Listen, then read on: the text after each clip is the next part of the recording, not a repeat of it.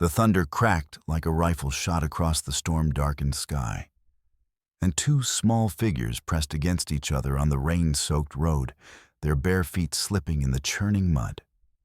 9-year-old Edith Morrison pulled her 6-year-old sister Lottie closer, both girls trembling beneath their threadbare nightgowns as lightning split the Arizona darkness. "Please, Mama Maureen." Lottie's voice broke through chattering teeth, her small hands reaching toward the woman silhouetted in the cabin doorway. "We'll be good. We promise we'll be good, like Papa always said." The mention of their father struck Edith like a physical blow. She could almost hear Samuel Morrison's gentle voice, singing the old song he'd croon when storms frightened them. "Morrison girls are brave and strong, and they weather every storm." But the man who'd sung those words was 2 years dead, crushed in a mind collapse, and the woman who'd promised to care for his daughters wore a face twisted with disgust. "You ain't my children." Maureen O'Brien's Irish accent cut through the storm like a blade. "Never were, never will be. Your father's rotting in that mine shaft, and I got no use for his spawn." She hurled a moldy burlap sack into the mud at their feet. Edith instinctively moved to shield it from the driving rain, knowing it contained everything they had left: a few crusts of stale bread, a cracked tin cup, and Lottie's beloved ragdoll faded and worn from years of desperate hugging. "But where will we go?" Edith's voice cracked despite her efforts to sound strong. The wind howled through the canyon walls surrounding Sandstone Bluff, carrying the scent of flash floods and the promise of deadly cold. "It's dark and the storm—" "Not my concern." Maureen's hand moved to the heavy wooden bar that would seal their fate. Behind her, Edith caught a glimpse of Amos Harlan's lean figure in the shadows, his cold eyes watching the scene with satisfaction. "You're old enough to fend for yourselves now. Should have thought of that before your father went and got himself killed." The door slammed with terrible finality, the bar dropping into place with a sound like a coffin lid closing. The warm lamplight disappeared from the window, leaving them alone in the shrieking darkness of the Arizona Territory, where decent folk bolted their doors against the night and its terrors. Edith pulled the soaked sack against her chest and wrapped her arms around Lottie, using her own body to shield her sister from the worst of the wind and rain. "Morrison girls are brave and strong," she whispered into Lottie's ear, repeating their father's words like a prayer. "We weather every storm, weather every—" But as lightning illuminated the desolate landscape around them, towering mesas and hidden canyons where Apache war parties moved like shadows, Edith wondered how they could weather this storm when they had nowhere to shelter from its fury. "I'm scared, Edie," Lottie whimpered, pressing closer to her sister's warmth. "What if the Apache come? What if the wolves—" "Hush now." Edith forced steel into her voice, though her own heart hammered with terror. "I'll take care of you. I promised Papa I would, and Morrison girls never break their promises." The storm drove them toward the rocky badlands beyond the settlement, where civilized law gave way to older, harsher justice. Behind them, Sandstone Bluff slept peacefully, its citizens comfortable in their beds, while 2 orphaned children faced the wilderness alone. Thunder crashed overhead, like the anger of God himself. And Edith stumbled forward into the unknown, carrying her sister toward whatever fate awaited them in the savage country beyond the reach of Christian mercy. Dawn broke gray and merciless over the red rock canyons, revealing 2 small figures huddled beneath a wind-carved overhang of sandstone. Edith woke to find Lottie burning with fever, her small body shaking with chills, despite the growing heat of the desert morning. The storm had passed, leaving behind a landscape both beautiful and deadly. Ancient petroglyphs decorated the canyon walls, spirals and handprints left by peoples who had called this harsh land home for countless generations. A thin stream wound through the rocks below its water, dark with storm runoff, but clear enough to drink. Edith had found their shelter by following the sound of water, guided by instincts she hadn't known she possessed. Now, watching Lottie's labored breathing, she felt the weight of impossible choices settling on her young shoulders. Lottie whispered, though she meant their real mother dead these 4 years past. Mama, I want to go home. Home. The word cut deep because Edith no longer knew what it meant. Their father's cabin had never truly been home. After he'd married Maureen, it had become a place of careful silence and hidden tears, where love withered under the weight of resentment and greed.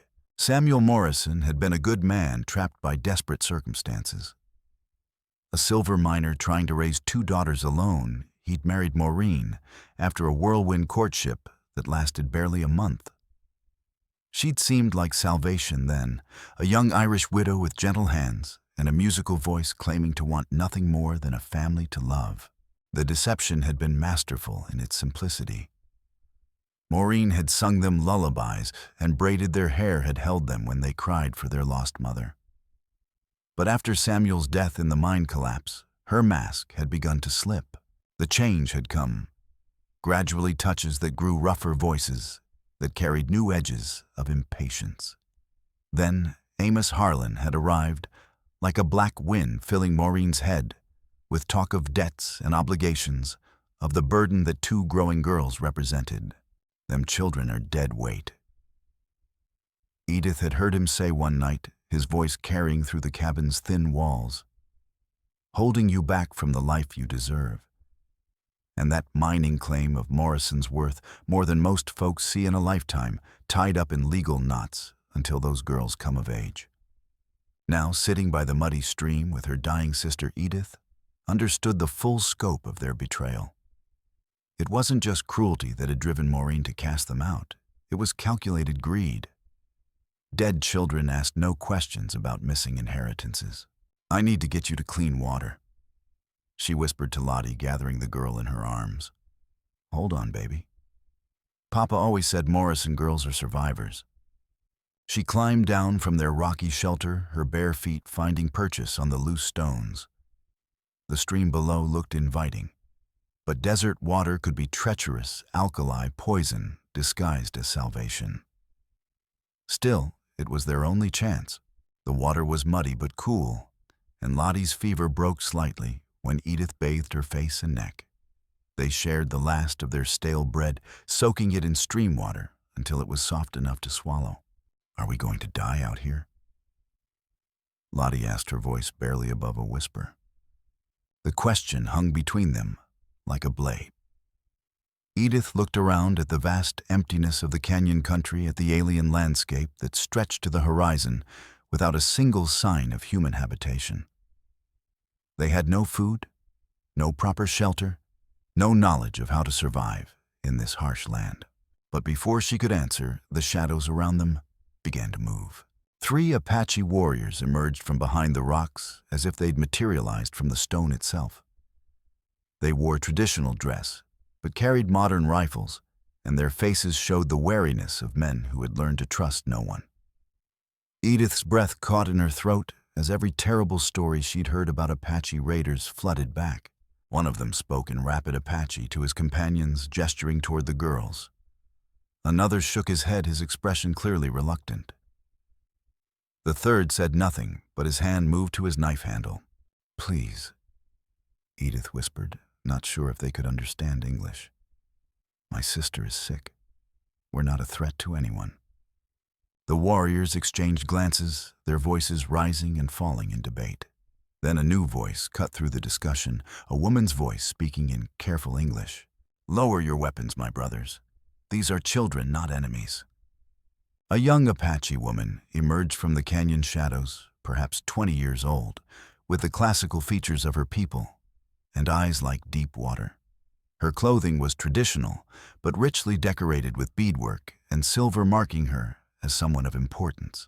I am Nahleen, daughter of Chief Naiche, she said, approaching them with measured steps. What brings 2 white children to our sacred hunting grounds? Our stepmother cast us out. Edith replied honestly, we have nowhere else to go. Nahleen knelt beside them, her expression softening as she saw Lottie's condition. Without a word, she touched the child's forehead, feeling the dangerous heat of fever. Your sister burns with sickness. She needs medicine, shelter, proper care. "I've been taking care of her," Edith said quickly. "I can—" "Not out here, little mountain." Nahleen's voice was gentle but firm. "The desert kills the unprepared, even the strongest. Come." She spoke in Apache to the warriors, her tone carrying clear authority despite her youth. The men looked skeptical, but they stepped aside. One of them, a young man with ritual scars on his chest and hostility burning in his dark eyes, spoke sharply in their native tongue. "My brother Taza believes I am making a mistake," Nahleen explained, lifting Lottie with surprising gentleness. "He thinks white children bring nothing but trouble to our people." "I don't trust you," Taza said in accented English, his gaze fixed on Edith. "But I trust my sister's heart even when it leads her into danger." "Maybe we are dangerous," Edith said quietly, understanding more than she wished she did about the weight of old hatreds.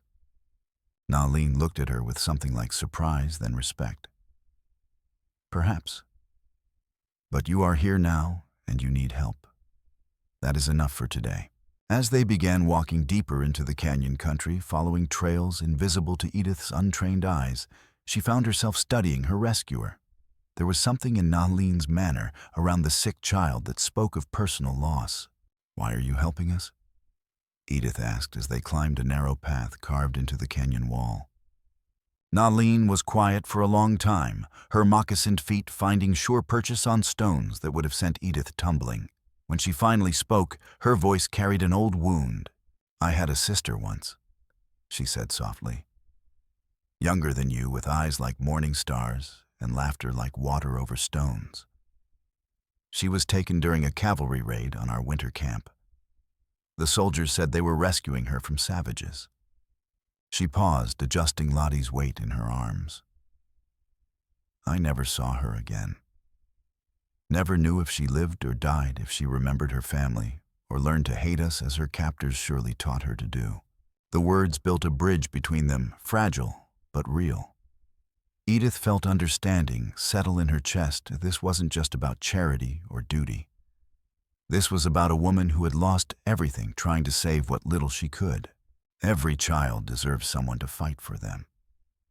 Nahleen continued as they crested the ridge. Even if that someone shares no blood with them. Below them, the Apache camp spread across a hidden valley, like something from a dream. Traditional wickiups clustered around a clear spring, while horses grazed in a meadow protected by towering red walls. The smell of wood smoke and cooking food drifted on the desert wind, and the sound of children's laughter echoed off the ancient stones.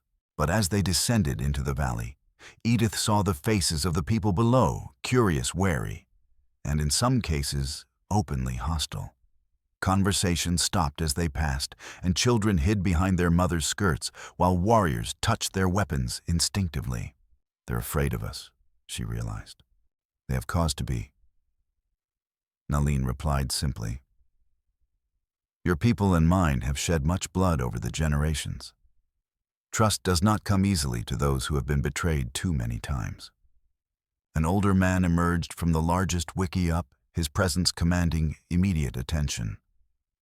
Chief Naiche was shorter than Edith had expected, but carried himself with unmistakable authority.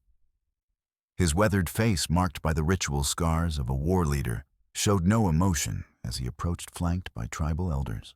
He spoke to Nahleen in rapid Apache, his tone questioning but not hostile. She responded at length, her voice growing passionate as she gestured toward the girls. Other voices joined the conversation, some supportive, others clearly opposed. Edith caught familiar words. White, children, danger. Finally, Chief Naiche looked directly at Edith. His eyes were unreadable, ancient as the petroglyphs on the canyon walls. "My daughter tells me you are orphans cast out by your own people to die in the storm." "Yes, sir," Edith replied, meeting his gaze steadily despite her fear. "She asks that we give you shelter, though our peoples have been enemies for generations." "What do you say to this?" The question surprised her. No adult had asked for her opinion in longer than she could remember. "I don't know what we could offer in return." she said honestly. But we'll work. We'll earn our keep however we can. And if your people come searching for you with soldiers and guns. Edith thought of Maureen's face in the doorway, twisted with disgust and something darker. They won't come looking for us. They wanted us gone. Chief Nietzsche studied her for another long moment, then nodded slowly. You may remain while the council decides your fate. But understand this, if you bring harm to my people, you will answer for it. I understand. As the crowd began to disperse, Taza approached them, his expression still dark with suspicion. He spoke briefly to Nahleen in Apache, then addressed Edith directly. You will be watched, white girl. Every word, every action. One sign of treachery, and you will wish the desert had taken you first. I won't betray your kindness, Edith said simply. Something flickered in Taza's eyes, surprise perhaps, or grudging respect. We shall see. That night, lying on soft buffalo hides in a wickiup near the camp's edge, Edith listened to the sounds of the Apache settlement conversations in a musical language she didn't understand, horses nickering softly, the distant sound of ceremonial drums from the council lodge. For the first time in months, she felt something she'd almost forgotten, the fragile beginning of safety. But she also knew how quickly safety could disappear, how easily kindness could turn to suspicion and fear. As she drifted toward sleep, she made a silent promise to herself and to Lottie. Whatever happened next, she would be ready for it. Morrison girls were survivors, and they would prove themselves worthy of the trust they'd been given. The test came at dawn on their third day, swift and merciless as a striking rattlesnake. Edith woke to angry voices and the sound of running feet. Lottie stirred beside her, the fever finally broken, but her small body still weak from the ordeal. Through the wickiup's entrance, she could see Apache warriors gathering in the camp's center, their faces grim with purpose. Taza appeared at their shelter, his expression thunderous. One of our finest horses is missing, he announced without preamble. A painted stallion worth 20 ordinary mounts vanished in the night like smoke. We were here all night. Edith protested, sitting up quickly. We never left this wickiup. So you claim. His hand rested on his knife handle, and his eyes held the cold light of vindication. But horse thieves are cunning, and white children learn deception from their mother's milk. Nahleen pushed past her brother, her face tight with worry. Taza, enough. They could not have taken the horse, could not have crept out while the guards dozed, could not have left signs for raiders to follow. His voice rose, carrying to the growing crowd of onlookers. Already they divide our people, sister. Already they bring the poison of suspicion to our peaceful valley. It was true. Edith could see the fractures in the camp, some faces nodding agreement with Taza's accusations, others looking uncomfortable but unwilling to speak against a war leader. The missing horse was proof of what many had already believed: white children meant white trouble. Chief Nietzsche arrived with several tribal elders, his face grave as winter stone. Behind them came the camp's horsekeeper, an old man whose knowledge of every animal in their herd was legendary. The stallion's trail leads toward the white settlement, the horsekeeper announced. But the tracks tell a strange story. The animal was not driven hard, not frightened. It went willingly, as if led by someone it trusted. Led by our guests, no doubt, another elder suggested darkly. The council will meet, Chief Nietzsche declared. These children's fate will be decided by the sun's highest point. He looked at Edith with something that might have been regret. I am sorry, child, but my people's safety comes before all other concerns. As the adults moved away to prepare for the crucial meeting, Edith felt the weight of hostile stares from around the camp. She understood their position. She and Lottie were strangers here, representatives of a people who had brought nothing but war and broken promises. Why should they be trusted when trust had been betrayed so many times before? But understanding didn't make their situation less desperate. I know you didn't take the horse, Nahleen said quietly, kneeling beside them as the crowd dispersed. How can you be sure? Edith asked. Because I see your heart, little mountain. It carries pain, but not darkness. She touched Lottie's forehead, gently checking for returning fever. And because true horse thieves do not remain to be caught. They take what they want and disappear into the wasteland. The council meeting lasted hours.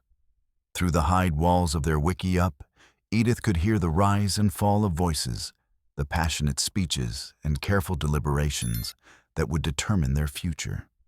Some speakers clearly favored immediate expulsion, and their voices sharp with old grievances and fresh suspicion. Others argued for patience, for giving the children a chance to prove their worth. But those moderate voices sounded outnumbered. What happens if they tell us to leave? Lottie asked, finally understanding the gravity of their situation. Edith didn't answer immediately.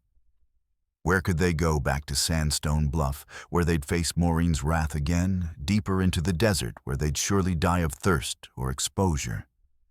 The Apache camp had been their last hope, and now even that was slipping away, like water through her fingers. We'll manage, she said finally, the lie tasting bitter on her tongue. Morrison girls are survivors, remember? But as the sun climbed toward its zenith and the council's voices grew more heated, she wondered if survival was always enough. Sometimes she thought you needed more than strength to live. You needed someone willing to believe in you when the world turned its back. The sound of approaching hoofbeats cut through the desert air like a blade, and suddenly the entire camp was in motion. Warriors grabbed their weapons and took defensive positions, while women and children disappeared into the most secure wiki-ups. No. Riders, Taza announced grimly, appearing at their shelter with his rifle ready. Coming fast from the direction of the white settlement. Through the camp's entrance, Edith could see a dust cloud approaching, at least 15 riders armed and moving with military precision. At their head rode a figure she recognized with sinking dread, Amos Harlan, his black hat and trailing coat unmistakable against the red desert landscape. They've come for us, Lottie whispered, pressing close to Edith's side. Maybe, Edith replied, but cold certainty filled her gut. This wasn't a rescue mission. Whatever had brought Amos and his men into Apache territory, it wasn't compassion for 2 lost children. The transformation of the peaceful camp into a fortress happened in minutes. Warriors took positions behind rocks and earthworks, their modern rifles gleaming in the desert sun. War paint appeared on faces that had been friendly moments before, and every man checked his weapons with practiced efficiency. You see how it begins. Taza said, his voice carrying bitter satisfaction. First come the children, then the soldiers. Always the same pattern. Chief Nietzsche emerged from the council lodge, his face painted for war, his presence commanding immediate attention from both his warriors and the approaching riders. The delegation rode into the valley with careful arrogance, their horses prancing and their weapons visible, but not immediately threatening. Amos Harlan led them, his face a mask of righteous concern that didn't quite hide the calculating gleam in his eyes. Behind him rode familiar faces from Sandstone Bluff, merchants, miners, drifters, all armed and looking for trouble. But it was the woman riding beside Amos who made Edith's blood run cold. Maureen sat her horse like a queen in exile, her face painted with grief and maternal anguish that looked almost genuine to those who hadn't seen her true nature. Chief Nietzsche. Amos called out as they approached the camp's center, his voice carrying the practiced authority of a man accustomed to being obeyed. I come seeking 2 innocent children, stolen from their loving home by raiders in the night. That no children were taken from your lands. Chief Nietzsche replied calmly, though his hand rested on his rifle. We harbor no raiders or thieves. These precious girls are my daughters. Maureen spoke up, her voice breaking with perfectly performed anguish. My babies torn from their beds while their poor mother slept. Please, I beg you, I just want them back safe in my arms, where they belong. Edith felt Lottie's small hand slip into hers, squeezing with desperate strength. They both remembered that terrible night, the harsh words, the slammed door, the absolute finality of their rejection. But here sat Maureen, playing the grieving mother for an audience that wanted to believe her. Furthermore, Amos continued, his voice taking on a harder edge. Valuable property has been stolen from our settlement. A painted stallion taken the same night as the children. We have witnesses who saw Apache raiders near our town. What witnesses? Nahleen demanded, stepping forward despite her father's warning gesture. Good Christian folks who know what they saw, Amos replied smoothly, including Mrs. O'Brien here, who observed the raiders with her own eyes. But before Maureen could respond, another voice cut through the tense air, a voice that made everyone freeze in surprise. That's a damned lie, Amos, and you know it. Tom Brewster, Sandstone Bluff's respected blacksmith, urged his horse forward from the rear of the group. His weathered face was twisted with disgust and shame, and his eyes burned with the anger of a man who'd been pushed too far. Tom, Amos warned, his hand dropping to his gun. You're speaking out of turn, friend. My Brewster's voice carried decades of suppressed honesty. Then maybe it's time someone spoke the truth around here instead of dancing to your tune. The crowd stirred uneasily, sensing the shift in the wind. Amos's face went very still, his eyes never leaving Brewster's, while Maureen's mask of grief began to crack around the edges. There were no Apache raiders near town. Brewster continued, his voice growing stronger with each word. And I can prove it. He reached into his saddlebags, pulled out a crumpled piece of paper yellowed with age and stained with what looked like dried blood. Found this in your coat pocket when I was mending it last week, Amos. Figured it was just business notes, but I kept it in case you came asking. Amos's face went pale. That's private property, Tom. You had no right to read a man's plan to murder 2 little girls. Brewster's voice cracked like a whip. Because that's what this is, folks. A detailed plan written in Amos's own hand describing how to make it look like the Apache killed these children so their stepmother could inherit their father's mining claim. He held the paper high so everyone could see it, though few could read the cramped handwriting. But the effect was immediate and devastating. Several of Amos's own men were staring at him with horror and disgust, finally understanding what they'd been dragged into. That's impossible, Maureen said, but her voice lacked conviction now. Amos would never, wouldn't he? Brewster interrupted. Then explain this.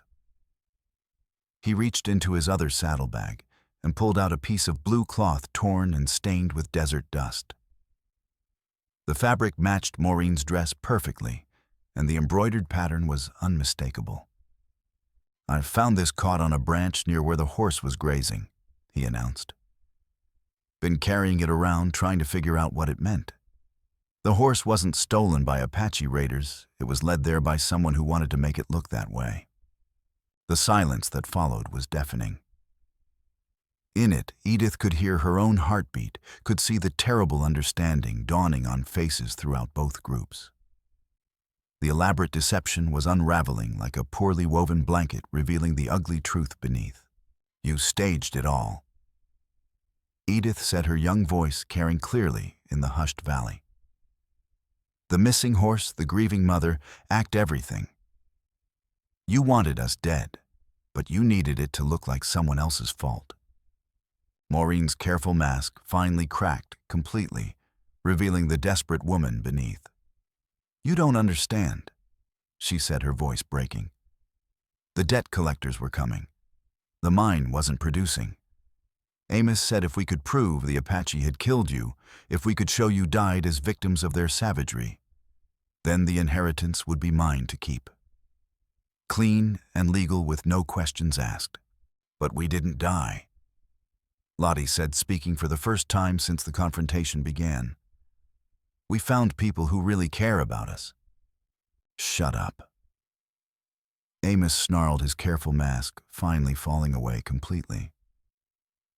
You little brats should have died in that storm like you were supposed to. Would have saved everyone a lot of trouble. The admission hung in the air like a curse. Even his own men were staring at him with disgust and horror, finally understanding the true nature of the man they'd followed. But Amos Harlan hadn't survived this long in the borderlands by backing down when cornered. His hand moved to his gun with deadly speed, but this time he wasn't aiming at Chief Naiche or the Apache warriors. He was aiming directly at Edith. "Enough talk," he growled. "If I can't have those children's inheritance, then nobody can." The valley exploded into chaos. But this time, the battle lines weren't drawn between Apache and white. They were drawn between right and wrong, between those who would protect innocent children and those who would murder them for money. Tom Brewster was the first to act, spurring his horse toward Amos with a roar of rage. But Amos was already firing his first shot, going wide as his horse reared in the confusion. The bullet struck stone inches from Edith's head, sending chips of rock flying. Nahleen moved like lightning, tackling both girls and rolling them behind a boulder as bullets began to fly. But in the chaos, Lottie was torn from her grasp, her small form tumbling across the rocky ground. Amos saw his chance and spurred his horse toward the fallen child, his gun raised for a killing shot. But as he leaned down to fire, Edith did something that surprised everyone, including herself. She ran straight at the mounted gunman, her small fists raised in futile defiance. "Leave my sister alone," she screamed, her young voice carrying all the rage and grief of their terrible journey. Amos's horse reared at the sudden movement, throwing off his aim. The shot went high, and in that moment of confusion, Nahleen struck with deadly precision. Her rifle spoke once, and Amos Harlan tumbled from his saddle to lie still in the red dust of the valley floor. The silence that followed was profound, broken only by the sound of someone weeping. Maureen collapsed beside her horse, her dreams of wealth and freedom shattered like glass.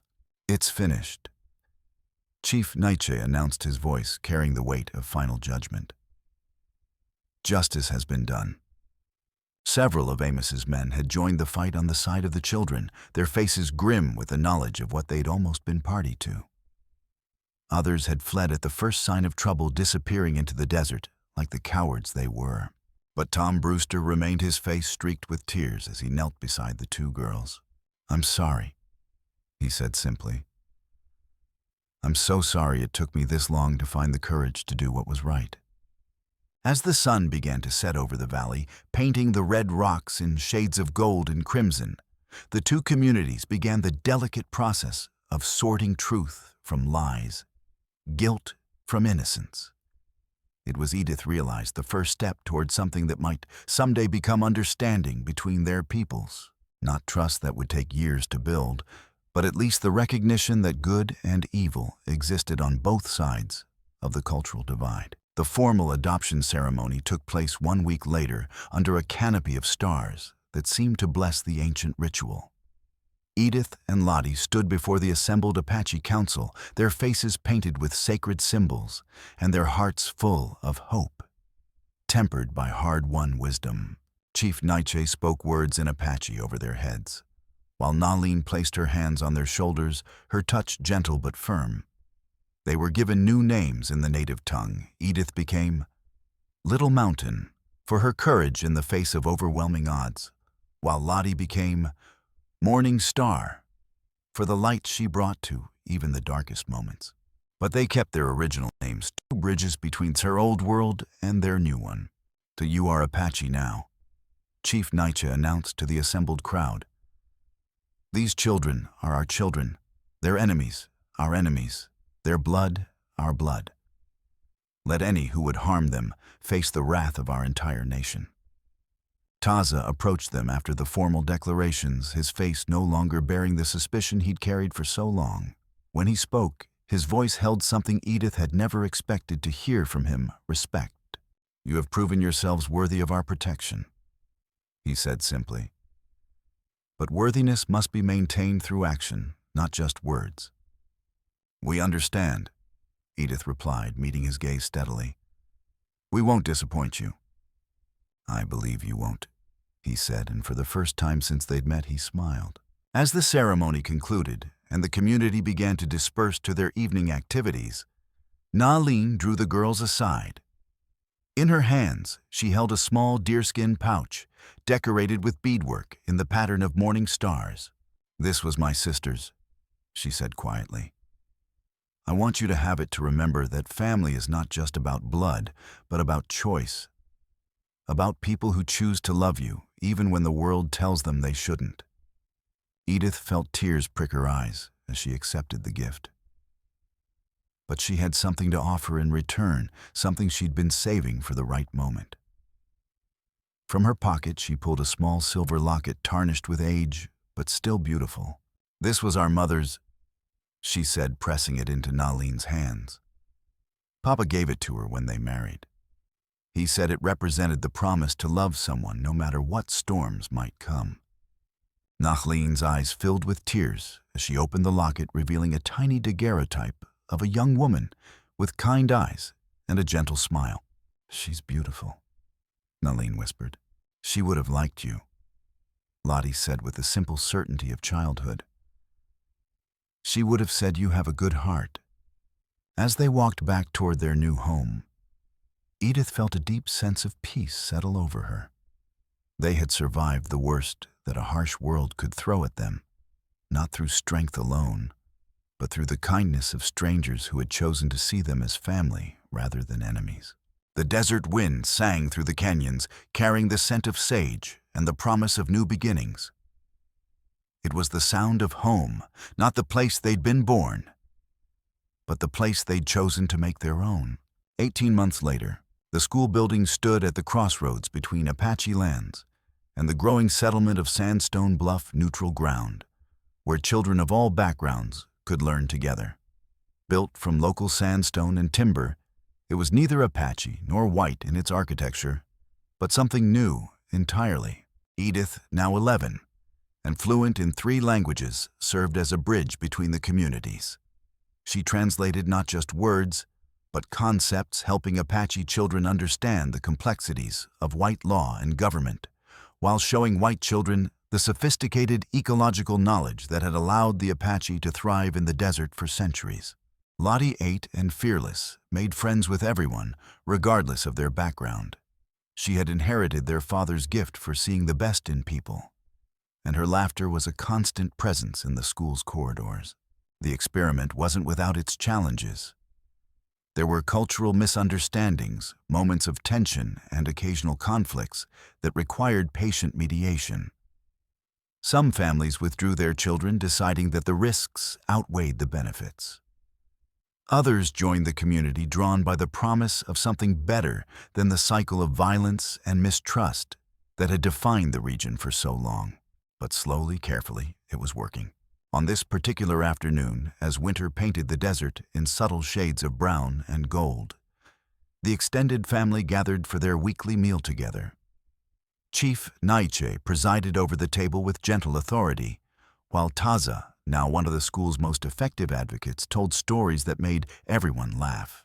The table was a mixture of cultures and generations: Apache elders who had lived through the worst of the Indian Wars, white settlers who had learned to see beyond their prejudices, and children who were growing up in a world where such divisions seemed increasingly artificial. Tom Brewster sat among them, his weathered face showing the satisfaction of a man who had helped build something worthwhile.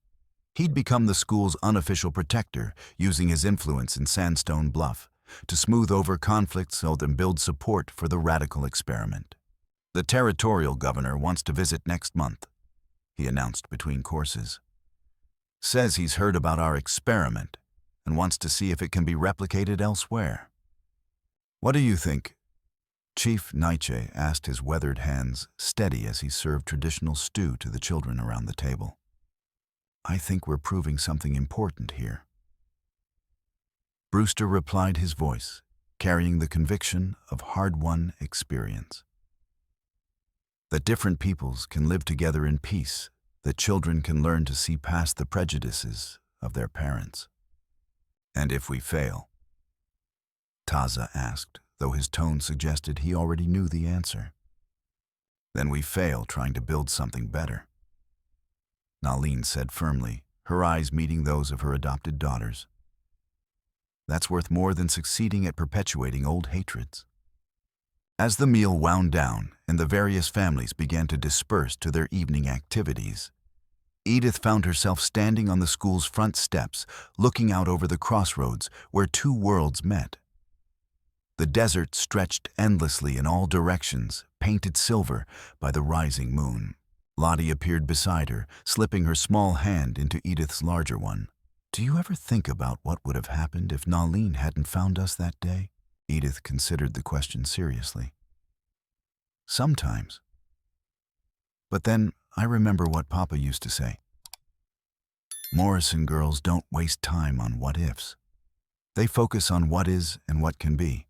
"What can be then?" Lottie asked, her voice carrying the curiosity that had always marked her spirit. "Anything we choose to build," Edith replied, squeezing her sister's hand. Together. A coyote called from somewhere in the darkness, and another answered from across the valley. It was the sound of family of beings who had learned that survival was easier when shared, that the wilderness was less threatening when faced together. Inside the schoolhouse, a lamp still burned in the main classroom where Nahleen worked, late preparing lessons for the next day. She was teaching the children about the stars, not just their names and positions, but the stories both cultures told about them, the way different peoples could look at the same sky and see different meanings. The light from that window fell across the crossroads like a beacon illuminating the place where two paths met and became one. It was a small light in a vast darkness, but it was steady and sure a promise that understanding was possible, even between the most unlikely allies. Tom Brewster emerged from the school, his day's work finally done. He paused beside the girls, his face thoughtful in the moonlight. "You know," he said quietly, "when I first heard about you two living with the Apache, I thought it was the strangest thing I'd ever heard. White children raised by Indians learning their ways, speaking their language. Seemed like something out of a dime novel." "And now?" Edith asked. "Now I think it's the most natural thing in the world. Children adapting, learning, growing wherever they find love and safety. Maybe that's what the rest of us need to learn how to do." He tipped his hat to them and walked away into the night, his footsteps echoing off the stone walls of the school. In the morning, he would return to his forge in Sandstone Bluff, but he would carry with him the memory of this place, where impossible things had become reality. As the weeks passed, the territorial governor's visit drew closer, bringing with it both excitement and anxiety. The school had become a symbol of something larger than itself, proof that the bitter divisions of the past didn't have to define the future. But symbols were fragile things, and there were still those on both sides who preferred the familiar hatred to the uncertain promise of peace. On the day of the visit, children from both communities gathered in the school's main room, and their voices blending in songs that drew from both Apache and American traditions. The governor, a stern man with political ambitions, listened with growing amazement as Edith translated seamlessly between languages, as Apache children demonstrated their knowledge of mathematics and literature, as white children showed their understanding of desert ecology and traditional crafts. "Remarkable," he murmured to Chief Naiche as they watched the demonstration. "Simply remarkable. How did you manage to overcome so many years of mistrust?" "We didn't overcome it," the chief replied honestly. "We chose to build something stronger than our fear. These children." He gestured toward Edith and Lottie. "They showed us that family is not about blood, but about choice. That courage is not the absence of fear, but the decision to act despite it." The governor's report would later describe the school as a beacon of hope in a troubled territory, and his recommendations would lead to the establishment of similar schools throughout the Southwest. But for the people who lived and worked at the crossroads, the real victory was much simpler. They had created a place where children could grow up seeing each other as human beings first and everything else second. 5 years later, Edith Morrison stood at the edge of the canyon, watching the sun set over the land that had become her home. At 14, she was tall for her age, with the sun-darkened skin of someone who had spent years in the desert, and the quiet confidence of someone who had faced the worst and survived. In her hands, she held a letter from the territorial capital, an invitation to attend the new teachers' college, with a full scholarship funded by the territorial government. It was an opportunity she had dreamed of, a chance to learn skills that would help her expand the work they had begun at the Crossroads School. But it also meant leaving home, leaving the family that had chosen her when her own had cast her out. "You're thinking too hard," Lottie said, appearing beside her with the silent grace she had learned from their Apache sisters. At 11, she was already showing signs of the beauty she would become. But it was her spirit that truly shone bright and fearless and full of joy. "Just wondering about the future," Edith replied, showing her the letter. Lottie read it carefully, her brow furrowed with concentration. "This is good news," she said finally. "You've always wanted to be a real teacher. I am a real teacher, here, with our family. And you'll be an even better one when you come back with proper training." Lottie's voice carried the wisdom of someone who had learned early that love sometimes meant letting go. "Besides, I'll be here to keep everyone in line while you're gone." They stood in comfortable silence as the desert transformed around them, the harsh heat of day giving way to the gentle cool of evening. In the distance, smoke rose from the cooking fires of both the Apache camp and the settlement of Sandstone Bluff, which had grown considerably in the years since the school's founding. The Crossroads had become a small town in its own right, with a trading post, a medical clinic, and even a small church that welcomed people of all faiths. It wasn't perfect. There were still tensions, still moments of mistrust and misunderstanding. But it was something unprecedented in the territory, a place where different peoples lived and worked together by choice rather than conquest. "I'll miss you," Edith said finally. "I'll miss you too. But this isn't goodbye forever. It's just, see you later." They walked back toward the school together, their footsteps echoing in the desert stillness. Inside, the evening study session was in full swing, with children of various ages and backgrounds working together on their lessons. Nahleen moved among them, offering guidance and encouragement in whatever language each child needed. She looked up as they entered, her face lighting with the smile that had first told two lost children they were safe. "How did the thinking go?" she asked. "I'm going to accept the scholarship," Edith said, her voice steady despite the emotions churning inside her. "But I'll be back. This is my home and these are my people." "Of course you'll be back," Nahleen said, embracing her with the fierce love of a mother for her child. "You're Apache now. Apache always come home." The farewell ceremony 3 weeks later was attended by the entire Crossroads community.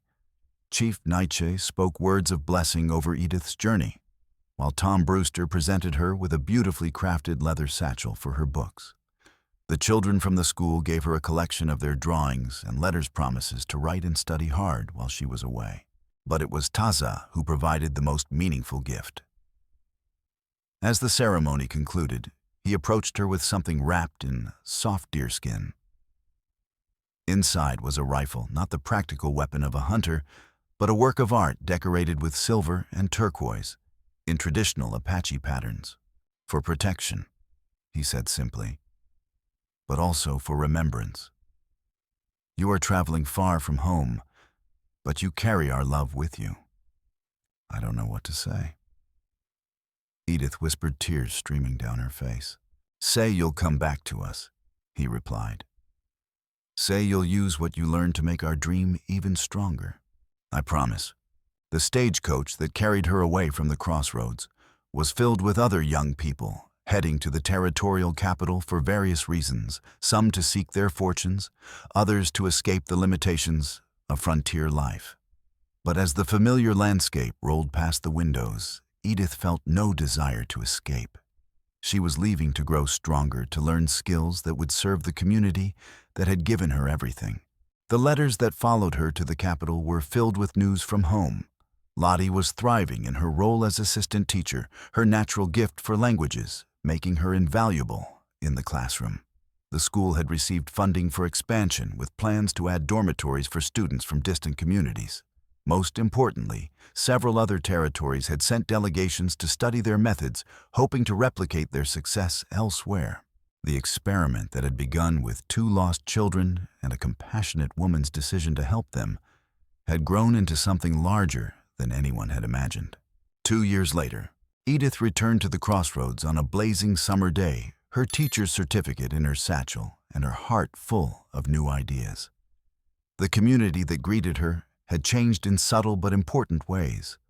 More buildings, more families, a sense of established permanence that had been missing when she left. But the essence remained the same, a place where different peoples had chosen to build something together, where children learned that diversity was strength rather than weakness, where the future was being written by those brave enough to imagine it differently. The reunion with her family was joyful and emotional, filled with tears and laughter and the comfortable rhythm of people who had never really been apart.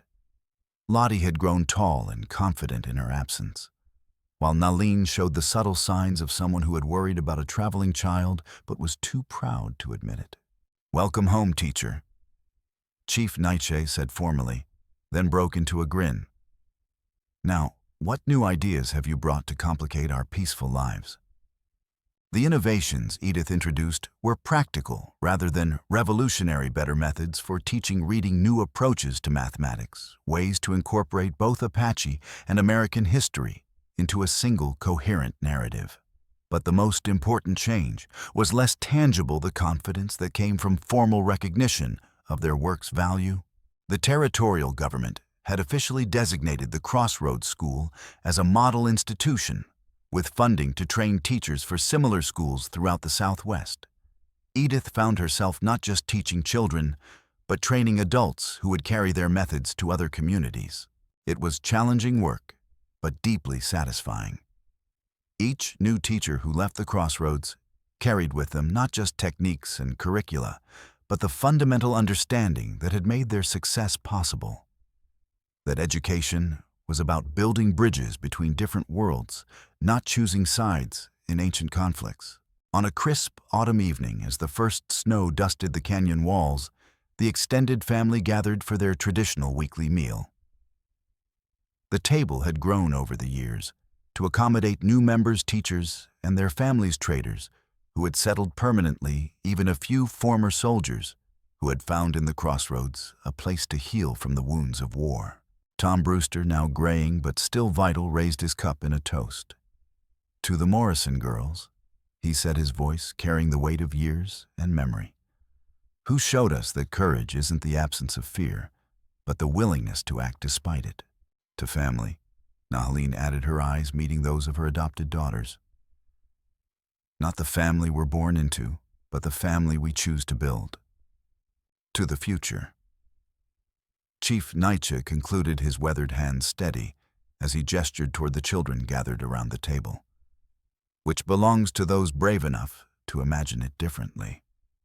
As the evening wound down and the various families began to disperse, Edith found herself once again standing on the school's front steps, looking out over the crossroads where 2 worlds had met and become one. But this time, she wasn't alone. Lottie stood beside her, along with several of their students, Apache and white children who had grown up together, who saw each other as brothers and sisters, rather than members of different tribes. "What are you thinking about?" one of the children asked a young Apache boy whose English was as fluent as his native tongue. "Just how far we've come," Edith replied, her voice soft with wonder. "And how far we still have to go." "Will you tell us the story again?"